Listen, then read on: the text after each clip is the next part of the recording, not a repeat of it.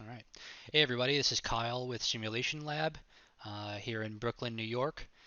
Today we're going to do a really simple tutorial on doing some of this ASMR soap cutting using 3D Studio Max and Tyflow. So that's a loop that I made, posted to Instagram. People liked it, so I got some requests to do a tutorial, so I'm going to do that. I have that scene saved under this project in Modulator, so you guys can go and check this out. I'll post a link in the description for this project. But you can come in here and see a little more information, some of the influences. We've all seen these soap cutting videos before. They're pretty satisfying to watch. So I decided to try my hand in making a 3D rendered version of it. So you can download the file here, the 3D Studio Max file. You also need Tyflow. You need to download Tyflow, which if you don't know what Tyflow is a simulation tool to replace Pflow, which is Max's native little simulator plugin, which is pretty terrible because they haven't updated it in like a decade. So Tyflow is amazing. You can do all kinds of particle simulations and cloth and fluid dynamics stuff and soft body kind of dynamics and all kinds of stuff. Really cool physics simulator. So you can download the beta plugin here for free, and then has a really strong community on Facebook. So if you do download this project, please, if you make something cool, please go ahead and you can create a new branch to this project, and then you can add to this, and then you can kind of keep the conversation rolling. I already created a new branch similar to the same method used in the soap cutting example. I did this cool like geode thing where you cut open a geode kind of thing, and it's kind of cool. So I'll share the files to that one too if you guys want.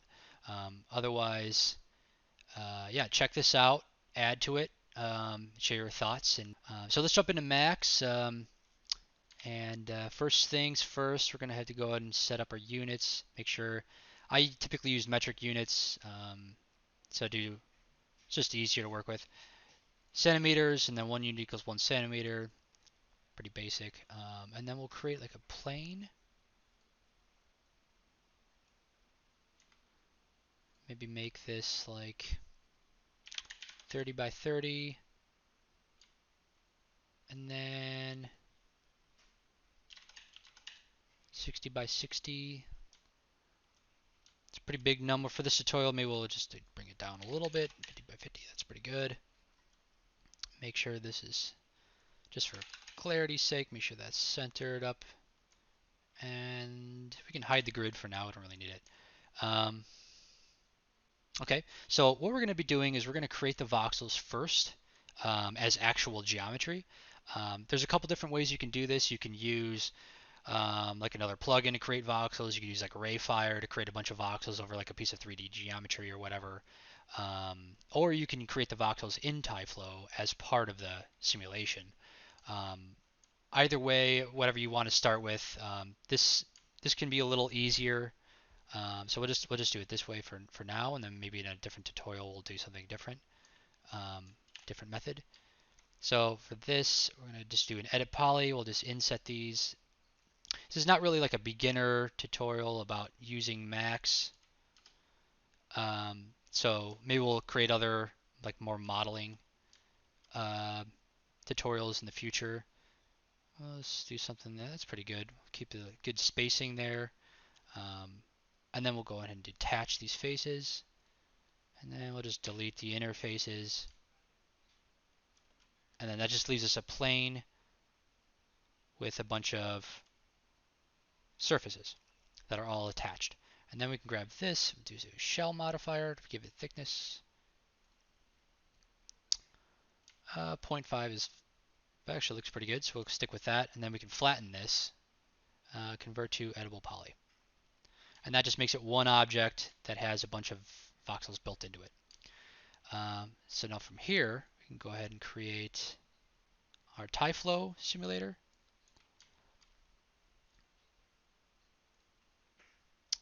I'll go ahead and open the GUI. Span out so you can see all the operators. All right, cool. So now what we're going to do is we want to birth objects. We're going to just birth this plane here. I'm going to pick it. And you know what I should do? I'm going to go ahead and name this. Just be soap cube plane. I don't know. So now that we have it referenced in Tyflow, go ahead and set it to display the geometry, and then in our layers we can go ahead and turn off the original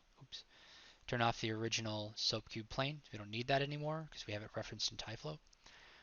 So now that we have that set up, back in the birth objects real quick, if we don't check this object elements, it's going to treat the object as one just giant mass. We want it to be able to break this up into individual pieces. So now that I checked that, you can see there's 2,500 shapes as opposed to one shape. So that's really helpful to be able to do that. So just keep in mind that that little checkbox, that little option is there. Okay, so now we have that set up. We're going to use, instead of any kind of particle simulation, we're going to use PhysX. So we're going to convert the whole thing into a PhysX shape. And you know what I'm going to do is I'm going to set this to 0. We don't want it to be simulating and caching while we're working. Okay, and then we don't really have to mess with any of this stuff. We're going to use convex hull. There's a couple different options.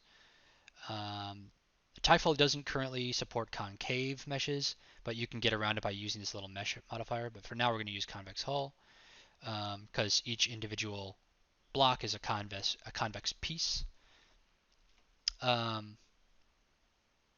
and then we're going to do a PhysX bind operator. Set this to rigid joint. Enable collisions. We're going to want to choose effect spring, and then we can keep this stuff the same. We'll just see how this works for now, and then we can come back and modify it later if we want to play around with it. Okay, and then now we're going to do a PhysX collision, which I'll explain what we're going to do more with this in a second. Okay, so part of this. Yeah, we'll just keep all this stuff the same for right now. What this PhysX collision modifier is going to do is we're going to set it to where it's going to collide with like a razor blade. So in this original video that I made, oops, here we go. There was like a little razor blade geometry that's you can kind of barely see it. It's underneath there. That's basically just like scooping up the particles and pushing them out. So that's what we're gonna do. So let's go ahead and create originally I just created like a little box. Something like that's good.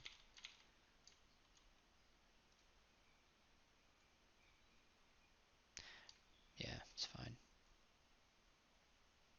Whatever. Add a poly. The box has to have like an edge to it. Might just move that up a little bit. Actually, yeah, it's fine. So I'm going to grab like an edge and then pull it up to make it have like a razor blade kind of edge to it, which is pretty important. All right, and then we're going to affect the pivot and endpoint.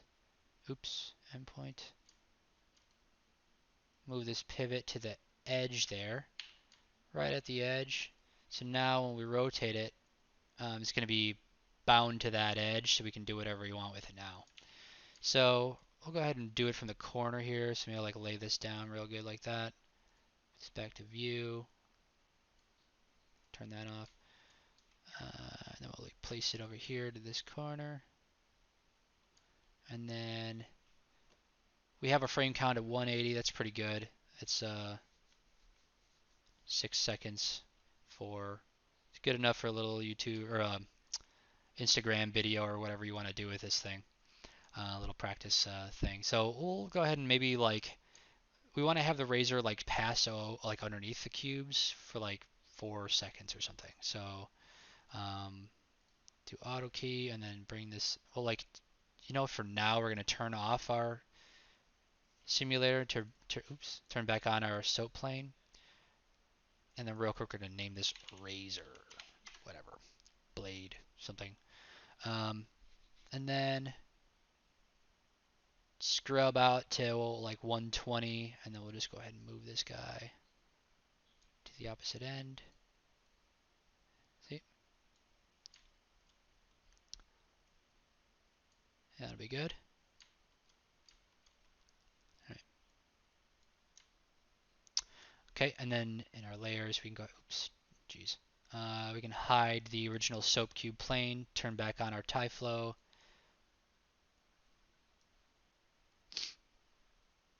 And then, okay, so now that we have this set up, real quick, I'm going to show you guys what we're going to do here. We're going to reference the razor blade as a collider object. So pick it. It's going to show up here. That's fine. And then now what we're going to do is whenever this will work, but what it's going to do is if we scrub here real quick. Okay, so you see like what happens here. So it doesn't really act the way we want. What we want to have happen is we want the rigid bindings between the particles to break as soon as the razor blade passes underneath it or like detects that it's getting close to it. So we want to have it be like this trail where all of the particles kind of stay put, just like they do in like the soap, like the actual soap cutting examples. So you can kind of see what happens here. That one's not so great, but there's a couple. Maybe this one. Yeah, you see how like all of these are staying put as she's cutting. We kind of want that. We kind of want them to be rigid. What the extraneous voxels to be rigid, and then the ones coming in contact with the razor we want to be broken. So you get it. So basically what we want to do is continue the flow here. Let's make this small so you can see it. Set this to 0 again. And we're going to want to do a physics break. And then we're going to break all of them based on this razor blade collision. So we're going to hook that up. And then we're going to change this back to geometry so you can see what's happening. Maybe we'll make this a different color. Yeah. And then we can grab this same collision, the same collider, and then just paste it here. So what we're doing, we can instance it there. So basically what we're doing is we're going to, basically we just like create the shape, we bind all of the shape components together in like a rigid joint, and then as the razor blade collides with each of the voxels, it breaks the joint, right? And then it just references the collision again, so then it continues colliding with the razor blade, so it kind of like flows over the top of it. Otherwise, if we skip this step, then it'll just pass right through the razor blade. It'll break it, but then it won't reintroduce the blade into the simulation. So we're going to keep it like this. And then later on, if we're going to go and render this thing, we're going to have to use a couple mesh operators, so we'll just put those in now. You can make sure this is checked to render only. If you're going to use the Tyflow mesh in like another simulator like Phoenix FD or something like that, then you're going to uncheck this so the geometry will interact with other things, other simulations in the scene. So put it there too because we want to have both. And then we'll go ahead and process out this simulation and see what we got.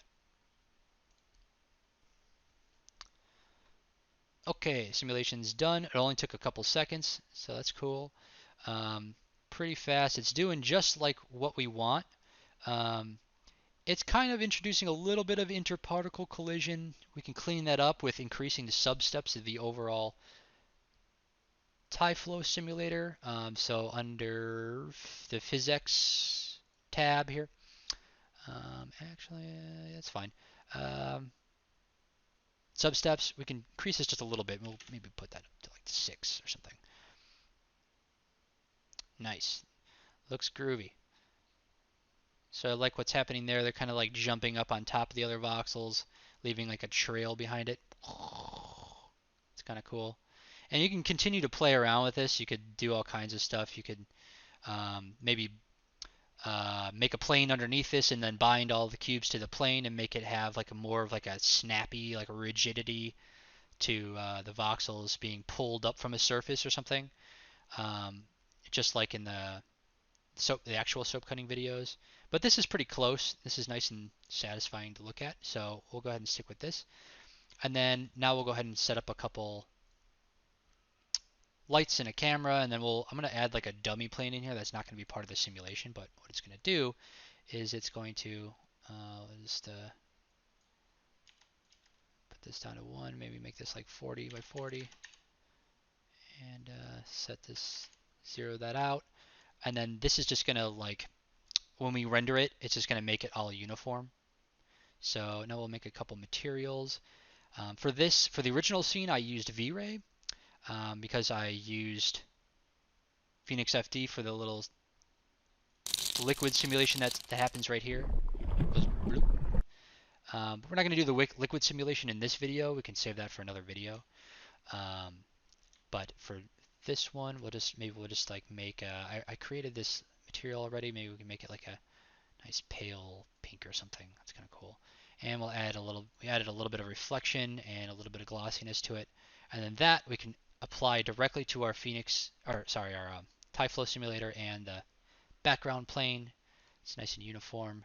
And then for the razor blade, I already created a chrome material. Very simple. I just made it the black diffuse, gave it a little bit of reflectivity, added some glossiness, and then the IOR I put up to 10.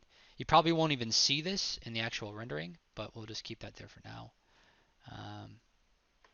And then I already created a camera and lights to save a little bit of time, so this video is not a half hour long. So the light I just put to like 6. Camera is adjusted to the width basically of the, let's do shape frames. And then you can adjust this to whatever you like. I put it like right at the edge of the voxel so you can kind of see all of them. So now you scrub it, you can see all of them working. Beautiful, right? And then let's poke around a little bit at FStorm. If you guys are not familiar with FStorm, it's a GPU renderer. It's very similar to Octane. It's actually built by the guy that made Octane, or was on the team that made Octane. I love it for architectural visualization. It's very quick and gives you the desired quality that you expect. It's very easy to use. Kernel settings, I just set the light samples to 12, max step at 24, and threshold at 0001. Nice and clean. Let's see, environment, I set up a little HDRI here. I just popped this in, spherical environment. If you guys want help on whatever this does, I basically just set the gamma to 2.2 and it works beautifully. So we'll just go ahead and leave this how it is. Got all my GPUs here. Just make sure you got everything. And that's basically it. That's all I really did. And then we can go into interactive render, hit run RT mode. And there we go. One last thing I did is in the soap material, I gave it a little bit of a rounded edge. So there's a rounded edges option here. It's similar to Octane that has the same thing, which you can put, if you make it 0, it makes it like super crispy and like fake looking. So in actual soap videos, it has like a little bit of a rounded edge, which you wouldn't want to do in the geometry itself. So maybe at 0.4, you see what happens there. You get like a little bit of the glossiness rolling over the edge, a little bit of fall off, which is nice. So it kind of enhances the realism a little bit. So that's basically it. And then you can kind of scrub it here. There you go. Boom. So this renders out pretty quick, like up to like maybe we'll just do like 400 samples, and it renders out about like I think it's like 12 seconds per frame. So the whole sequence renders pretty quick. So that's basically it for this tutorial. So Maybe next time we'll take a look at using Rayfire to voxelize like a more of like a three-dimensional mesh, or we can even do it in Tyflow and check that out. There's a couple different ways. But if you like this video, please like it and subscribe if you found this helpful. If you guys let me know what you think about it in the comments section. Any feedback is appreciated. I'll do more of these videos if people find them to be um, useful or enlightening. Um, yeah, thanks so much. And again, you can find the original files in my modulator project. And if you make something cool, please create a branch here. Click this button, create a branch, and then add to my project, and we can continue building like a really cool, um, little exploration of ASMR soap cutting. All right, well, thank you so much for watching, and stay tuned, and we'll see you soon. Thanks.